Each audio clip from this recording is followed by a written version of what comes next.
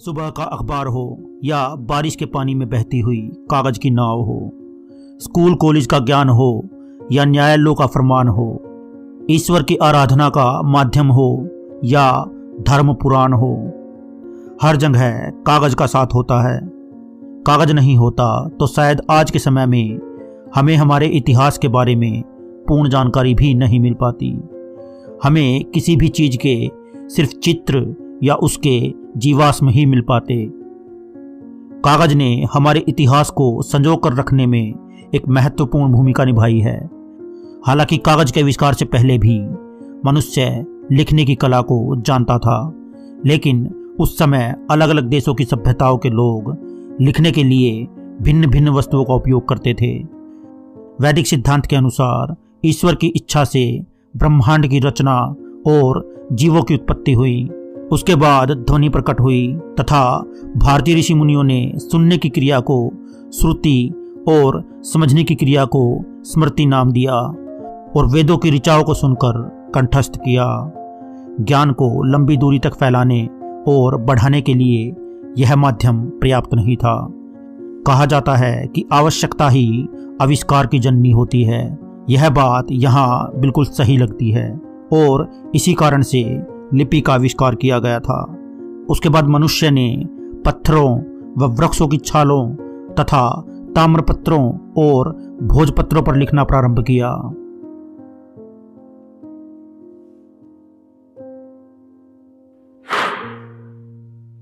गीले फाइबर्स को दबाकर एवं उसके बाद सुखाकर कागज बनाया जाता है। ये फाइबर्स सेल्यूलोज की लुगदी होते हैं जो लकड़ी, घास, बांस या कपड़ों की चीथड़ों से बनाए जाते हैं। कपड़ों के चीथड़ों और कागज की रद्दी में लगभग 60% सेल्यूलोज होता है, इसलिए इनसे कागज सरलता से और अच्छा बनता है। अंग्रेजी के पेपर शब्द की उत्पत्ति असल में लैटिन के पेपिरस से हुई है। पेपिरस एक मोटी पेपर जैसी सामग्री है जो साइप्रस पेपिरस पेड़ के गुद्दे से उत्पादित होती थी, जिसका उपयोग प्राचीन मिस्र और अन्य भूमध्य सागरीय समाजों में चीन में कागज के इस्तेमाल से पहले से ही लिखने के लिए किया जाता था। परंतु इतिहासकारों के मतानुसार सबसे पहले लुगदी बनाकर और उस लुगदी से कागज बनाने का कार्य चीन के हान वंश के राजकाल ईसा पूर्व 202 से ईसा पूर्व 220 के मध्य एक अधिकारी साई लून नामक व्यक्ति ने 105 ईस्वी में किया था। उन्होंने पेड़ों की छाल, शहतूत और अन्य प्रकार के रेशों की सहायता से कागज का निर्माण किया था। कागज ने जल्द ही चीन में व्यापक रूप ले लिया और देखते ही देखते कई सारे देशों में इसको बनाने की विधि का प्रचार प्रसार हुआ। चीन से कागज बनाने की विधि के विस्तार की बात करें तो ऐसा कहा जाता है कि रेशम मार्ग और बौद्ध भिक्षुओं ने एशियाई देशों में इसकी शुरुआती तकनीक के प्रसार में महत्वपूर्ण भूमिका निभाई। इस प्रकार कागज अंततः भारत पहुंचा। ऐसा माना जाता है कि भारत में कागज का पहला उत्पादन सागौन या टीकवुड से किया गया था। जल्द ही भारतीय कागज को पश्चिम एशिया, यूरोप और तुर्की में निर्यात किया जाने लगा था। हालांकि भारत में कागज उद्योगों की बात करें तो मुख्य तौर पर इस तकनीक की शुरुआत मुगल सल्तनत के दौर में हुई, जब कश्मीर के सुल्तान जैन उल अबिदीन ने कागज की मिल की स्थापना की। मुगलों के शासनकाल में तैयार किए गए कश्मीरी कागज की बहुत मांग थी और उस कागज को दोबारा प्रयोग में लाया जा सकता था।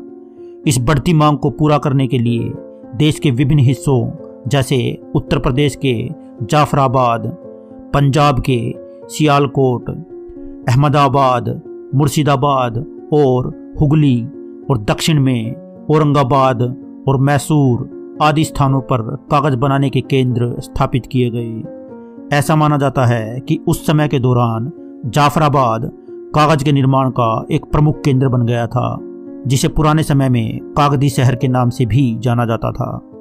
वहाँ का कागज बहुत टिकाऊ और बांस का बना होता था।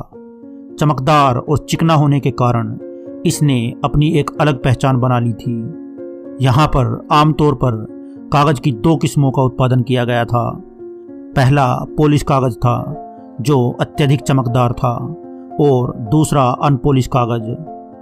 फिर धीरे धीरे इस कागज को बनाने की तकनीक में समय समय पर कई सुधार हुए तथा आज आप जिस कागज पर लिखते हैं या लिखा हुआ पढ़ते हैं वो शुरुआती समय से आज कई तकनीकी उतार चढ़ाव देख चुका है। इस तरह दुनिया में कागज का आविष्कार हुआ और इस उपयोगी चीज के आविष्कार में भारत ने भी अपनी अहम भूमिका निभाई है।